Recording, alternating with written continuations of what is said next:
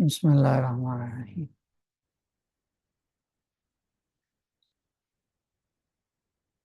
نون التاکید ہے، خفیفۃ ساکنۃ ومشددۃ مفتوحۃ مع غیر الالف، تختص بالفعل المستقبل فی الامر والنهی والاستفهام والتمنی والعرض والقسم۔ یہاں سے مصنف رحمۃ اللہ علیہ اپنی کتاب کی آخری پیش بیان فرما رہے ہیں، اور وہ ہے نون تاکید سے متعلق۔ تو مصنف رحمۃ اللہ علیہ یہاں سے نون تاکید کی تفصیلات، اس کے احکامات بیان فرما رہے ہیں۔ نون تاکید یعنی وہ نون جو فعل مضارع، امر، نئی، ان پر داخل ہو کر تاکید والا معنی پیدا کرتا ہے۔ نون تاکید فعل مضارع پر داخل ہو کر اسے مبنی کر دیتا ہے، کیونکہ مضارع کے نون تاکید والے جو صیغے ہیں، خاص خفیفہ کے ہوں یا ثقیلہ والے، وہ سارے کے سارے مبنی ہوتے ہیں۔ پھر نون کی دو قسمیں، نون تاکید کی دو قسمیں، نون تاکید کی ایک نون تاکید ثقیلہ اور دوسرا نون تاکید خفیفہ۔ خفیفۃ ساکنۃ ومشددۃ مفتوحۃ، فرماتے ہیں کہ نون تاکید خفیفہ جو ہے یہ ہمیشہ ساکن ہوتا ہے، اس لیے کہ چونکہ نون تاکید مبنی ہے تو مبنیات میں اصل سکون ہے، لہذا نون تاکید خفیفہ بھی ساکن ہوتا ہے، جیسے اضربن، اضربون، اضربن ہے۔ اور نون تاکید ثقیلہ جو ہے یہ مشدد اور متحرک ہوتا ہے، مفتوح ہوتا ہے، مشدد اور متحرک ہوتا ہے۔ حرکت اس لیے دی جاتی ہے کہ چونکہ اس میں تشدید ہونے کی وجہ سے دو حرف ہوتے ہیں، ایک ساکن ایک متحرک، ان کو اکٹھا کیا جاتا ہے، ادغام ہوتا ہے، لہذا اگر حرکت نہ دیں تو التقاء ساکنین لازم آتا ہے، اس سے بچنے کے لیے حرکت دی جاتی ہے۔ اور یہ حرکت جو ہے اگر نون ثقیلہ سے پہلے الف نہ ہو تو نون ثقیلہ مفتوح ہوگا، مشددۃ مفتوحۃ، اور فتح اس لیے دی جاتی ہے کہ فتح اخف الحرکات ہے، سب سے ہلکی حرکت ہے، جیسے اضربن، اضربن، اضربن۔ اور اگر نون ثقیلہ سے پہلے الف ہو تو پھر نون ثقیلہ جو ہوتا ہے وہ مکسور ہوتا ہے، خواہ الف تثنیہ کا ہو جیسے یضربان نے، یا الف فاصل ہو یعنی جمع مؤنث کے نون سے پہلے جو الف آتا ہے، الف فاصل جس کو کہتے ہیں، جیسے یضربنان نے، تضربنان نے۔ تو نون ثقیلہ کے جن صیغوں میں نون سے پہلے الف آتا ہے ان صیغوں میں نون ثقیلہ ہوگا مشدد مکسور، اور جن صیغوں میں الف نہیں ہے ان صیغوں میں نون ثقیلہ ہوگا مشدد مفتوح۔ آگے ہے تختص بالفعل مستقبل فی الامر والنہی والاستفہام والتمنی والعرض والقسم۔ حسین رحمۃ اللہ علیہ فرماتے ہیں کہ نون تاکید ثقیلہ ہو یا خفیفہ ہو، یہ فعل مستقبل کے ساتھ خاص ہے، اس لیے کہ نون تاکید کا مقصد ہے فعل کے اندر اس کے معنی میں تاکید پیدا کرنا، اور جو چیز ابھی مستقبل میں چونکہ آنے والے زمانے میں کام ہوتا ہے، لہذا جو چیز حاصل ہوئی نہیں ہے لیکن ہوگی، کرنی ہے، حاصل کرنی ہے، تو تاکید اس کے مناسب ہوتی ہے، اور جو چیز حاصل ہو چکی ہے ماضی میں یا فی الحال حاصل ہو رہی ہے عملی طور پر حال میں، تو اس کے لیے تاکید کی ضرورت نہیں ہوتی۔ اس لیے نون تاکید فعل مستقبل کے ساتھ خاص ہے، ماضی میں بھی نہیں آ سکتا اور حال میں بھی نہیں ہو سکتا، یعنی مضارع کا جو صیغہ حال کے لیے استعمال ہو رہا ہو اس پہ نون تاکید نہیں لگایا جا سکتا۔ پھر آگے نون تاکید جو فعل مستقبل کے صیغے ہیں اس میں عام ہے، خواہ امر ہو، فعل امر ہو، جیسے ادھر بننا،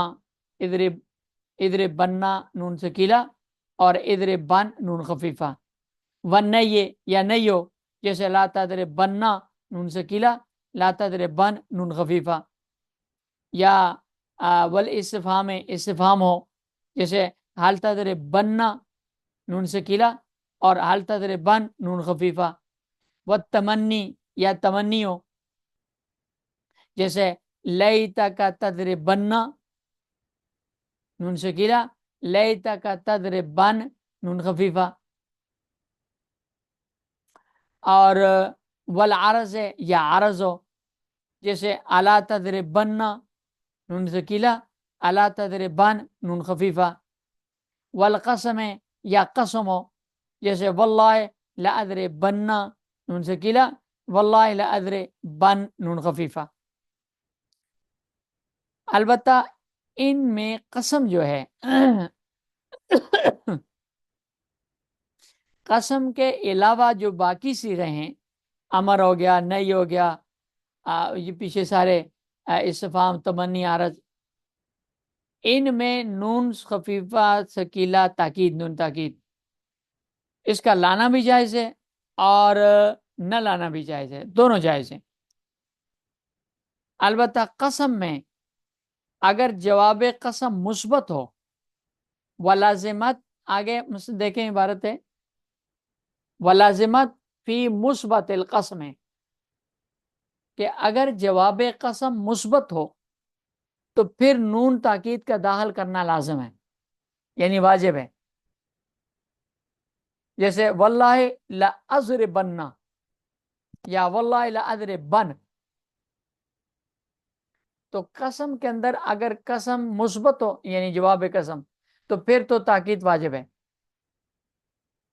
البتہ اس کے لیے ایک شرط ہے، قسم میں جواب قسم مثبت ہو تو نون تاکید کا لانا واجب ہے، اس کے لیے ایک شرط ہے، وہ شرط یہ ہے کہ جواب قسم میں جار مجرور مقدم نہ ہو۔ اگر جار مجرور مقدم ہوا جواب قسم مثبت میں، تو پھر لام اس پر جواب قسم پر نون تاکید داخل نہیں کیا جائے گا، جیسے سورہ آل عمران کی آیت ہے وَلَئِن مُتُّمْ أَوْ قُتِلْتُمْ لَإِلَى اللَّهِ تُحْشَرُونَ، اس میں وَلَئِن مُتُّمْ أَوْ قُتِلْتُمْ پیچھے ان شرطیہ کا، او ان، لو، اور کیا نام ہے تیسرا جو تھا اما شرطیہ، اس کی بیس میں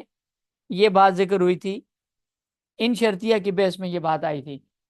کہ اگر عبارت ایسی ہو کہ جس میں حرف قسم بھی موجود ہو، عبارت میں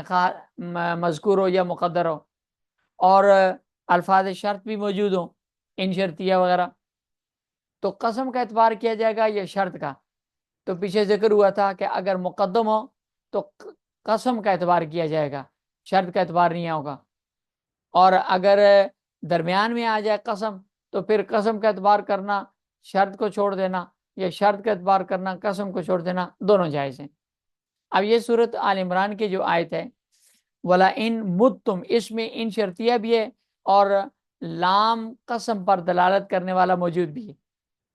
تو یہاں ظاہر ہے کہ قسم کا اعتبار ہوگا، اس لیے آگے جو ہے اللہ تو شرون، یہ جواب قسم ہوگا، ان شرطیہ کا جواب نہیں ہوگا۔ تو اب اور تو شرون جو ہے یہ مضارع مثبت ہے، تو قسم میں جواب قسم مثبت ہو تو اس پر مضارع پر نون تاکید داخل کرنا اس وقت واجب ہے کہ جب اس سے جار مجرور مقدم نہ ہو، اور یہاں اس آیت میں جار مجرور اللہ ہے، یہ مقدم ہے، اس لیے یہاں تو شرون پر جام نون تاکید کو داخل نہیں کیا گیا، یعنی لَإِن مُتُّمْ أَوْ قُتِلْتُمْ لَإِلَى اللَّهِ تُحْشَرُونَ نہیں کہا، بلکہ لَإِلَى اللَّهِ تُحْشَرُونَ کہا ہے، بغیر نون تاکید کیا ہے، یہ اس کے لیے شرط ہے۔ اور اگر اس میں جار مجرور فعل مضارع سے جواب قسم مثبت میں مقدم نہ ہو تو پھر قسم میں جواب قسم پر نون تاکید کا داخل کرنا واجب ہے، ولازمت فی مثبت القسم میں شارح مصنف رحمۃ اللہ علیہ نے اسی کو بیان فرمایا۔ وقلت فی المنفی، اچھا یہ جو لازمت فی مثبت القسم ہے، مثبت کی قید جو لگائی ہے، اس سے بظاہر یہ معلوم ہوتا ہے کہ اگر جواب قسم منفی ہو تو پھر نون تاکید کا جواب قسم پر داخل کرنا واجب نہیں ہے، داخل کر بھی سکتے ہیں اور نہیں بھی کر سکتے۔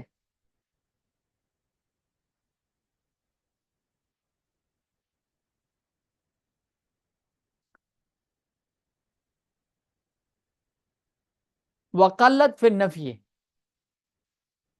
مصنف رحمۃ اللہ علیہ فرماتے ہیں کہ اگر فعل مضارع مستقبل منفی ہو تو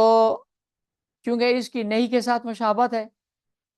اس لیے نہیں کے ساتھ مشابہت کی وجہ سے فعل مضارع منفی پر نون تاکید کا داخل کرنا جائز ہے، مشابہت کی وجہ سے،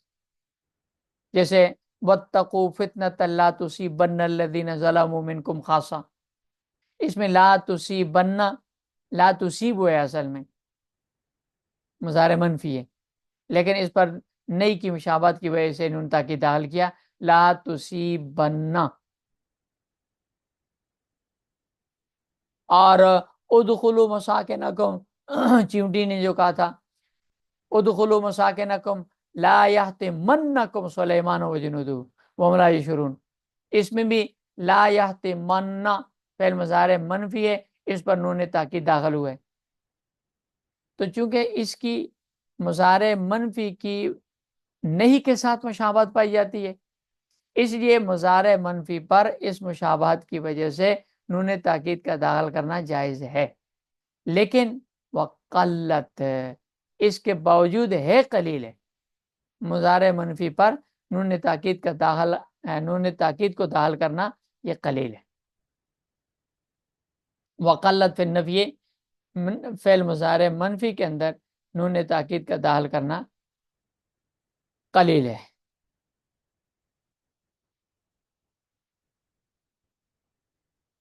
وکثرت فی مثل اما تفعلن وما قبلها مع ضمیر المذکرین مضموما ومع المخاطبۃ مکسورا۔ وکثرت فی مثل اما تفعلن،